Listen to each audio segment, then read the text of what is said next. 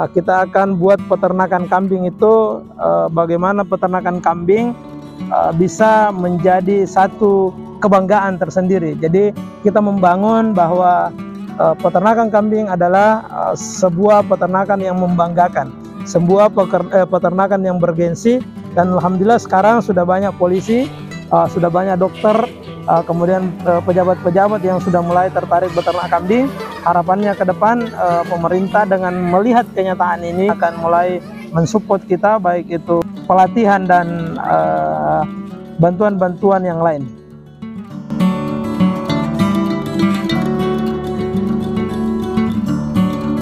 Bismillah, Assalamualaikum warahmatullahi wabarakatuh. Perkenalkan, nama saya Nur Alamsyah, owner dari peternakan Al-Fatih.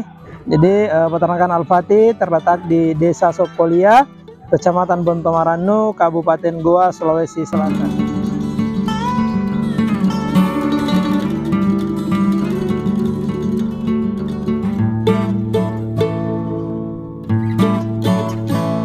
Jadi teman-teman dimanapun Anda berada, jadi ketika kita menggeluki dunia peternakan, selain karena beternak itu adalah sunnah, kemudian banyak hal-hal yang bisa kita dapat dari beternak. Contoh, ketika kita beternak kambing perah, maka selain kita mendapatkan anakan, kita juga bisa mendapatkan bonus dari peternakan itu, yakni susu. Jadi satu ekor kambing mampu menghasilkan 2-3 liter susu per harinya. Saya dengar Ustaz, peternakan Al-Fatih ini sudah mulai bergerak dalam bidang dunia edukasi ya? Ya, jadi peternakan Al-Fatih kita memang rancang dari awal akan menjadi sebuah peternakan yang menjadi pusat edukasi, pusat pendidikan, dan pusat pelatihan untuk teman-teman, untuk mahasiswa, untuk masyarakat umum, kemudian untuk anak-anak SMP dan SMA, TK, SD. Kita membuka peluang untuk mereka berkunjung ke tempat ini, untuk ada yang sekedar tugas sekolah, ada yang tugas kampus, ada yang memang kegiatan sekolah, dan ada juga yang memang betul-betul magang untuk belajar. Ya. Untuk edukasi sendiri itu hal apa yang mendukung di sini? Iya, jadi di peternakan Al-Fatih itu kita memang jauh-jauh hari men-setting pertama di tata letak peternakan. Jadi peternakan Al-Fatih itu sekedar teman-teman tahu, berada di atas bukit-bukit. Jadi ketika kita berada di lokasi peternakan, kita bisa melihat view perkotaan. Ketika datang di sore hari, maka kita bisa melihat matahari tenggelam. Kemudian desain kandang yang kita desain serapi mungkin, agar orang yang datang ke sini akan merasa sejuk ketika melihatnya. Kemudian di sekitar peternakan Al-Fatih itu kita memang menanami pohon-pohon yang besar agar kita merasa nyaman, udaranya sejuk. Kemudian kita buat gazebo-gazebo. Jadi ada beberapa fasilitas yang kita persiapkan, dan ke depan insya Allah 2025 kita akan benahi betul-betul. Ada arena berkuda, ada arena ATV, ada arena panahan, kemudian ada gazebo-gazebo yang ketika orang berkunjung bisa menikmati satu gazebo itu kita siapkan, satu keluarga satu gazebo. Kita berikan fasilitas, ada tempat masak, kemudian ada daging frozen yang kita bekukan, bumbu, kemudian sate. Jadi mereka tinggal membakar, kemudian ada susu. Itu yang ke depan kita akan persiapkan semua. Ketika malam hari, ya kaum muda-mudi bisa nongkrong. Jadi kita selain pagi kita menerima tamu untuk makan, kita sore dan malam kita gunakan untuk kaum muda-mudi untuk bersantai menikmati pemandangan malam hari di peternakan Al-Fatih. Untuk kelebihan dan kekurangan Ustaz, menjadikan suatu peternakan itu menjadi wisata edukasi untuk para pelajar baik di kalangan sekolah dasar ataupun kampus, itu kelebihan dan kekurangannya apa saja, Ustaz? Nah, jadi hal yang menjadi nilai tambah ketika kita mendirikan wisata edukasi adalah tempat kita semakin dikenal, semakin banyak kunjungan, dan ya lumayan satu kali kunjungan kita biasanya mendapat keuntungan 1 sampai 1,5 juta. Tapi kekurangan dari semakin banyaknya kunjungan, maka biosecurity dari peternakan kita betul-betul harus kita perketat, dan kadang ada hal-hal yang kita tidak inginkan yang terjadi ketika terlalu banyak anak-anak, atau apalagi anak-anak SD dan anak-anak TK belum bisa kita kontrol ketika dia bersuara, ketika dia bermain, atau bahkan takut ketika ada kambing yang berteriak, maka mereka kadang takut dan mereka berteriak, itu bisa berimbas ke produksi susu yang biasanya menurun, kemudian nafsu makan ternak yang biasanya berkurang. Untuk prosedur ketika ingin masuk di peternakan ini dalam kunjungannya sebagai wisatawan edukasi itu bagaimana? Jadi biasanya mereka yang sudah masuk ke sini 1 pekan sebelumnya melapor, kemudian melapor berapa orang jumlah pesertanya, kemudian tujuannya seperti apa, supaya kita juga mempersiapkan apa-apa yang mereka butuhkan sesuai dengan tujuan mereka ke sini. Kemudian kita ketika mereka berkunjung, betul-betul kita perketat biosecurity-nya. Ketika misalkan seperti misalkan anak SD, anak TK yang berkunjung ke sini, itu kegiatan mereka apa saja di peternakan ini? Jadi biasanya anak-anak setelah mereka datang, kita mereka duduk di tempat yang kita sudah siapkan, kemudian kita jelaskan sedikit tentang dunia peternakan, jenis-jenis kambing. Jadi mereka memahami bahwa jenis-jenis kambing itu ternyata tidak hanya kambing yang seperti yang mereka lihat, ternyata banyak jenis-jenis kambing yang ada di peternakan Al-Fatih. Kemudian kita ajarkan bagaimana memberikan pakan, kita ajarkan bagaimana memerah susu, dan kita ajarkan bagaimana mengolah susu dari perah sampai bisa dikonsumsi. Kalau dari mahasiswa sendiri yang datang ke sini untuk belajar, kegiatan mereka itu apa saja? Ya, jadi pada umumnya kalau mahasiswa biasanya mereka menyelesaikan tugas-tugas kuliah. Jadi baru-baru ini kita kedatangan dari 2 kampus, ada dari Unhas dan Polbantang. Mereka biasanya mengikuti aktivitas kita di peternakan. Jadi mulai pagi membersihkan kandang, tempat pakan, kemudian pemberian pakan, kemudian memerah susu, menyiapkan pakan, mengolah pakan, sampai semua aktivitas yang kita lakukan mereka juga ikut di situ. Kalau harapan ke depannya, Ustaz, dalam dunia wisata edukasi untuk menjadikan peternakan ini sebagai peternakan edukasi, bagaimana harapan ke depannya? Di ke depan kita berharap peternakan Al-Fatih bisa menjadi salah satu role model ketika anak-anak ingin datang memahami peternakan, mereka bisa datang ke sini. Kemudian pihak kampus ketika mau belajar datang ke sini.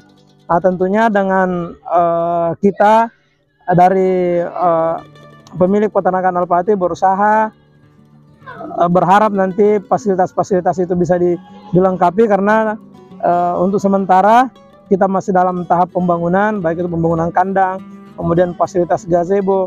Kemudian yang jadi kendala saat ini kita belum ada aula yang besar. Nah, ketika ada pertemuan, ya kita berharap nanti kita bisa membangun aula 2 lantai, jadi bagian bawah itu untuk kamar mandi, kemudian untuk istirahat dan makan, bagian atas itu kita gunakan sebagai aula atau untuk musolanya seperti itu ke depan. Berbicara kembali dalam dunia wisata edukasi ya, untuk bagi para pelajar baik di kalangan SD, TK ataupun kampus, hal yang mereka bisa dapatkan ketika datang ke sini, ya, ilmu yang mereka bawa kembali ke kampus ataupun di sekolahnya bagi anak SD ataupun TK itu apa saja, Ustaz? Ya, jadi tentu beda jenjang pendidikan, maka beda apa yang kita sampaikan. Kalau anak-anak SD ya paling kita mengajari saja kulit-kulit seperti jenis-jenis kambing, kemudian bagaimana pemberian pakan, bagaimana merawat kambing, bagaimana berkasih sayang dengan kambing, bagaimana caranya memerah susu, bagaimana caranya pembuatan pupuk, kemudian bagaimana caranya pengolahan susu. Nah, kalau anak-anak SMP, SMA, kita biasa mulai turun ke teori-teorinya. Jadi saya kita sampaikan bahwa kambing itu seperti ini, mereka juga ikut serta ikut beraktivitas sesuai dengan aktivitas kita.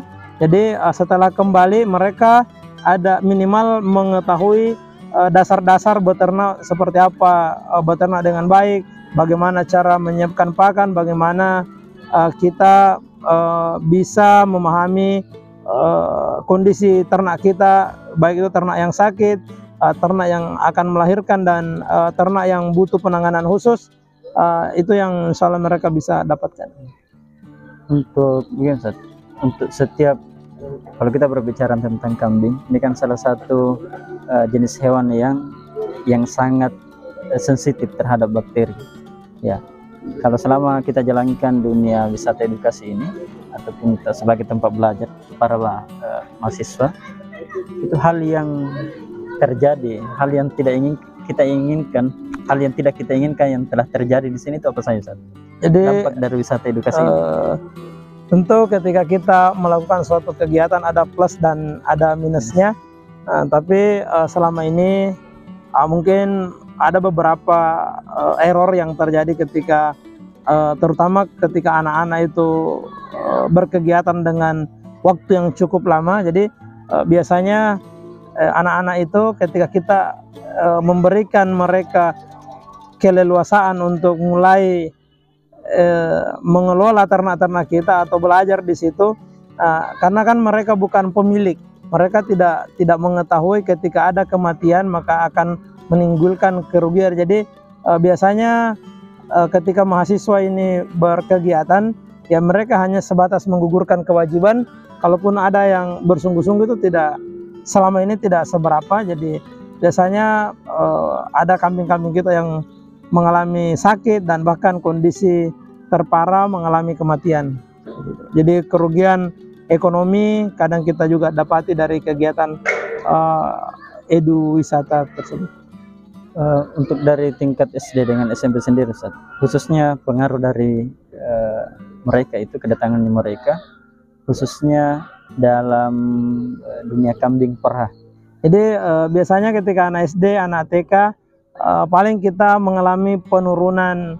Mereka kan kunjungannya biasanya hanya 1 hari atau hanya beberapa jam. Paling ketika mereka masuk kandang, besoknya itu ada pengurangan jumlah susu yang dihasilkan karena stres yang diakibatkan anak-anak yang belum bisa mengontrol suara, belum bisa mengontrol gerak, dan kondisi terparah ketika mereka memakai pakaian yang mencolok warnanya sehingga membuat ternak-ternak kita silau matanya. Artinya maksudnya masuk dalam area peternakan, warna yang mencolok begitu ada pengaruh, ya? Iya, jadi kambing kan sebenarnya hewan yang buta warna. Ketika kita memakai pakaian yang berwarna terang, maka itu bisa membuat kambing silau matanya. Kemudian suara yang bising juga bisa membuat kambing stres.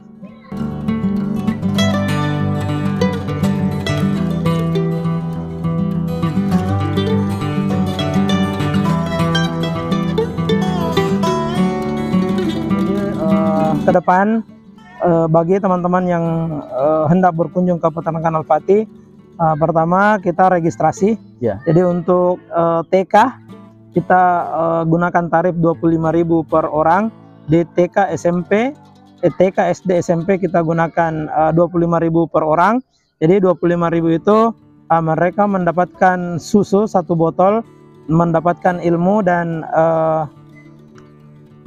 berkegiatan di sini. Jadi kita pasang 25.000 per anak. Kalau untuk SMP dan SMA kita gunakan 30.000 khusus mahasiswa ke depan.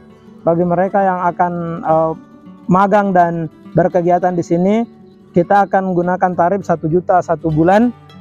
Untuk teman-teman yang mau belajar beternak yang kalangan umum, kita kenakan tarif 1.800.000 3 hari, ditanggung penginapan, makan, kemudian susu, kemudian gratis konsultasi seumur hidup. Artinya yang ingin belajar tentang peternakan di sini, Iya. selama 3 hari mereka diajari bagaimana caranya beternak, ya. Bagaimana pengolahan tata letak kandang, bagaimana membangun kandang yang benar, bagaimana menyiapkan pakan, bagaimana cara menanam pakan. Jadi kita mengupas tuntas tentang dunia peternakan selama 3 hari 3 malam. Kita siapkan fasilitas rumah AC dan segala macam. Kemudian makan 3 kali sehari, ngopi atau susu terserah. Kemudian ilmu tentang beternak, kemudian gratis konsultasi seumur hidup.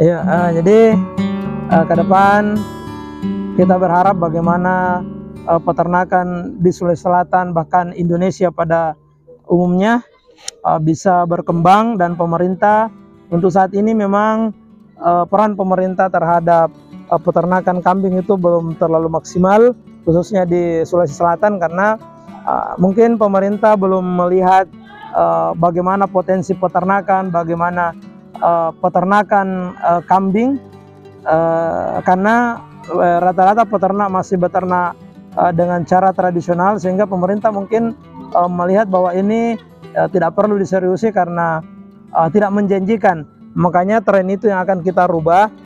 Kita akan buat peternakan kambing itu bagaimana peternakan kambing bisa menjadi satu kebanggaan tersendiri. Jadi kita membangun bahwa peternakan kambing adalah sebuah peternakan yang membanggakan, sebuah peternakan yang bergensi.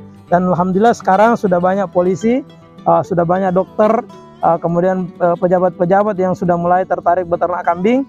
Harapannya ke depan pemerintah dengan melihat kenyataan ini, melihat realita yang ada di lapangan, akan mulai mensupport kita, baik itu pendampingan, kemudian pelatihan dan bantuan-bantuan yang lain.